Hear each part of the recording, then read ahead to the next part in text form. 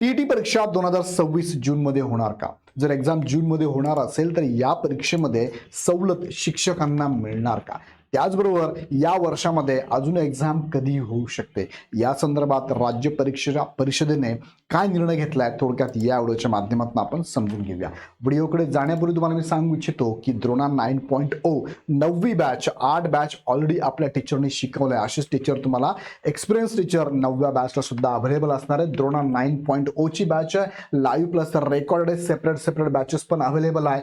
जुने विद्यार्थी असाल तर तुम्ही सांगतो तुम्ही हीच बॅच जॉईन करा, कारण जुन्या बॅच पेक्षा नवीन बॅच तुम्हाला कधी अपडेट मिळणार आहे. 50% ऑफ आहे, त्यासाठी हा कोड वापरायचा आहे. 20 फेब्रुवारी पासून बॅच चालू होणार आहे. बॅचचे वैशिष्ट्य असे आहे की तुम्हाला अनुभवी शिक्षक आहे, टॉपिक नुसार नोट्स आहे, पीडीएफ स्वरूपातल्या नोट्स आहे, पीपीटीच्या नोट्स आहे, लाईव्ह क्लासमध्ये डाऊट सेशन तुम्ही विचारू शकता. टॉपिक नुसार टेस्ट सिरीज आहे, सब्जेक्ट नुसार टेस्ट सिरीज आहे आणि फुल लेंथ टेस्ट सिरीज पण अवेलेबल असणार आहे. अनलिमिटेड वॉच टाइम आहे, किती वेळेस तुम्ही हे व्हिडिओ बघू शकतात.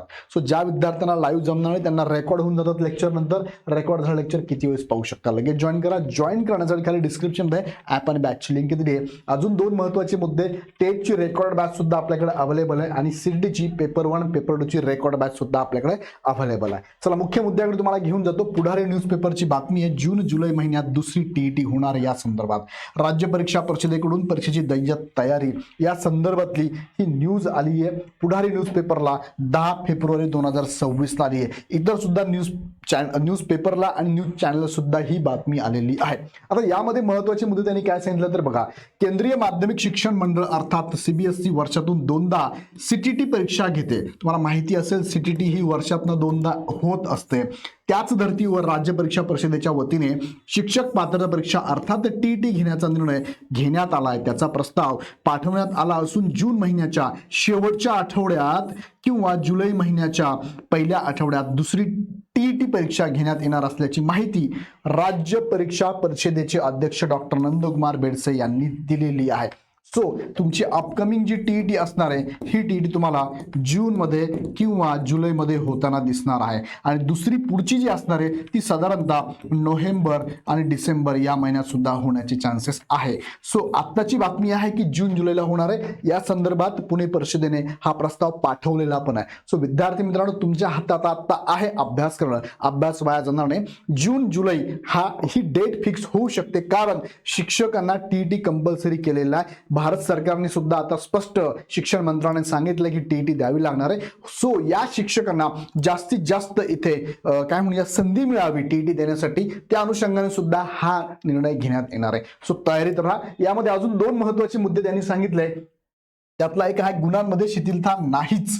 म्हणजे टीईटी परीक्षा संदर्भात बऱ्याचशा संघटनांनी परीक्षा परिषदेकडे आंदोलन करून निवेदन दिली होती की शिक्षकांना यामध्ये सवलत देण्यात यावी. पण यामध्ये त्यांनी स्पष्ट सांगितलंय की खुल्या प्रवर्गातील उमेदवारांना 60% म्हणजे 150 पैकी 90 गुण मिळवावेच लागतील आणि कॅटेगरीतल्या उमेदवारांना 55% म्हणजे जवळपास 82-83 गुण तुम्हाला मिळवावेच लागतील. सध्या नोकरीत असलेल्या शिक्षकांना अध्यापनाचे कार्य, कौटुंबिक समस्या, आरोग्याचे कारण आदींचा विचार करता किमान सेवेतील शिक्षकांना तरी पात्रतेमध्ये गुणांमध्ये कपात करावी असा प्रस्ताव विविध शिक्षक संघटना तसेच काही मंत्री आणि आमदारांनी देखील दिला आहे.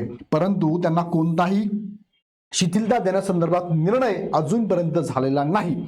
आता अजूनपर्यंत झालेला नाही म्हणजे होऊ शकतो का, तर यावरती नंदकुमार बेडसे यांनी काय सांगितलंय, त्याची अपेक्षा योग्य असल्याचे देखील डॉक्टर बेडसे यांनी स्पष्ट केलेले आहे. म्हणजे या संघटनेच्या मार्फत शिक्षकांना सूट देण्यासंदर्भातलं जे निवेदन दिलंय यावरती नक्कीच विचार करावा असं सुद्धा मत इथे अध्यक्ष बेडसे यांचा आहे.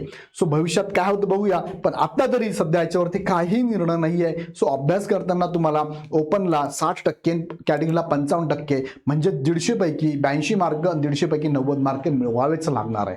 त्यानंतर एक मुद्दा होता कोल्हापूर प्रकरणातील टीईटी उमेदवारांचा निकाल राखीव. बघा, कोल्हापूर या सेंटरवरती पेपर फुटला असं प्रसिद्धी माध्यमातून आलं होतं. या संदर्भात पोलिसांकडून राज्य परीक्षा परिषदेत चौकशी करण्यात आली, परंतु प्रत्यक्षात पेपर फुटलाच नसल्याचे डॉक्टर बेडसे यांनी स्पष्ट केले.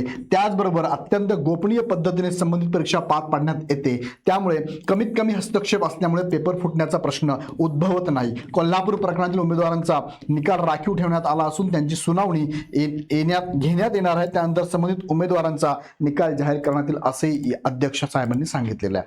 सो विद्यार्थी मित्रांनो, हे 3 महत्त्वाचे मुद्दे. जून जुलै मध्ये तुमची परीक्षा होणार आहे. गुणांमध्ये सवलत सध्या नाहीये. कोल्हापूर राहिलेला निकाल लवकरच घोषित करण्यात येणार आहे. तर या संदर्भात तुम्ही जर तयारी करत असाल तर लगेच कामाला लागा. आता टीईटी परीक्षा जून जुलैला होणार आहे. मागील उमेदवारांचा अनुभव, जे कमेंट आम्हाला आल्या होत्या जेव्हा टीईटी एक्झाम देऊन मुलं बाहेर पडले आणि आम्ही त्यावरती विद्यार्थ्यांना मार्गदर्शन केल्यानंतर विद्यार्थ्यांच्या कमेंट काय होत्या, निकाल लागल्यानंतर सुद्धा विद्यार्थ्यांच्या कमेंट काय होत्या बघा.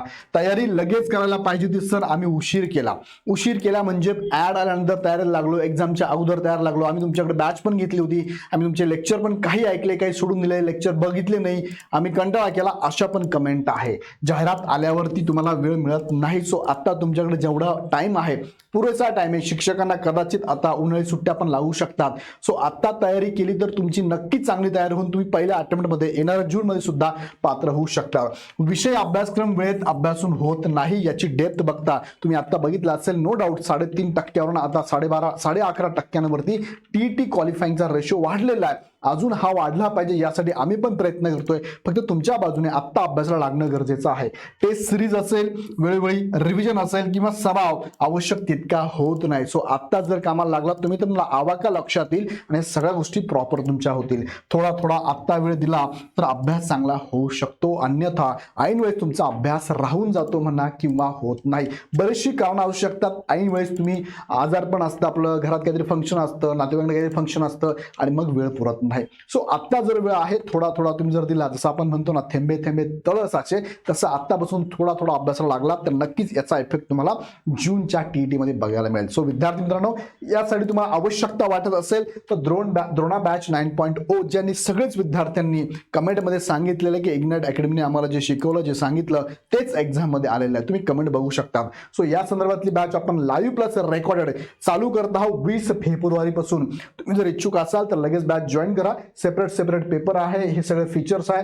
जुन्या विद्यार्थ्यांना 50% ऑफ पण असणार आहे. या संदर्भात तुम्ही इग्नाइट अकॅडमीचं ऍप डाउनलोड करून हवी ती बॅच परचेस करू शकता. इथे कॉन्टॅक्ट नंबर पण दिलेला आहे. जर काही अडचण असेल तर हे 2 व्हिडिओ सुद्धा तुम्हाला डिस्क्रिप्शन मध्ये टाकलेले आहे. बॅच कशी जॉईन करावी आणि बॅचचे वैशिष्ट्य काय, खाली डिस्क्रिप्शन मध्ये आहे, एकदा चेक करून बघा. अजून तुमच्या मनात काही प्रश्न असतील कमेंट बॉक्स मध्ये नक्की कळवा आणि येत्या जून साठी तयारी लागा. पुन्हा व्हिडिओ आपण नेक्स्ट व्हिडिओ मध्ये. धन्यवाद.